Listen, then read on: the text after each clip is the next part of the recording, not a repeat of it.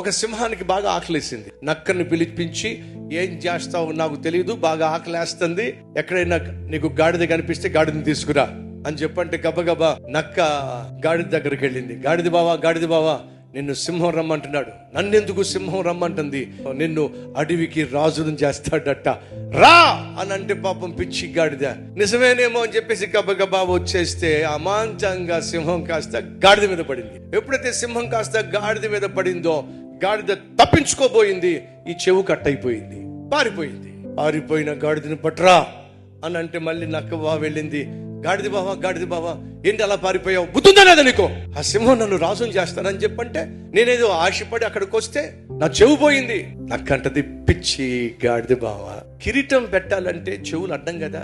ఆ సింహం ఏదో కిరీటానికి అడ్డంగా ఉందని చెప్పేసి ఆ చెవులను తీసేయబోతే నువ్వు అపార్థం చేసుకున్నావేమిటి గాడిద బావా? ఆ చేతుల దాకా వచ్చిన కిరీటం పోగొట్టుకున్నావు. నిజమా?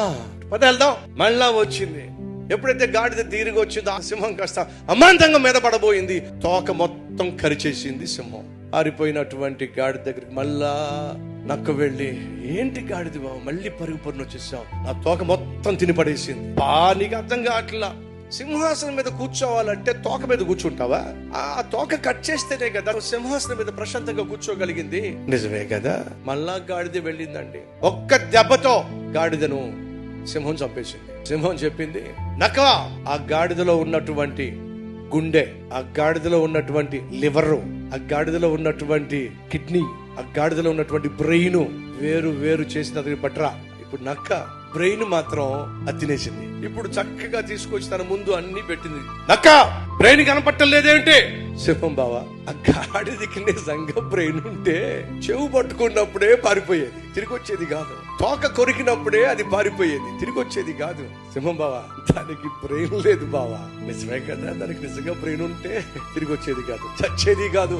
సహోదరి సహోదరులు జాగ్రత్తగా వినండి. మన ఆధ్యాత్మిక జీవితంలో అనవసరమైన ఆశలు పెట్టుకోకండి.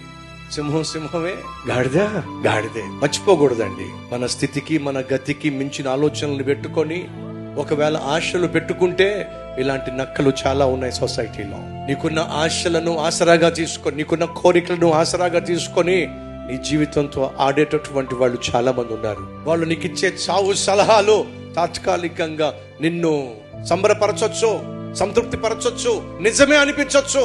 గొంతెమ్మ కోరికల వల్ల, ధనాపేక్ష వల్ల నువ్వు కలిగి ఉన్న విలువైనటువంటి ఆత్మీయతను, రక్షణను, సాక్ష్యమును, సేవను, దేవునికి ఇచ్చిన కుటుంబాన్ని, బిడ్డలను చేతులారా పాడు చేసుకోమా.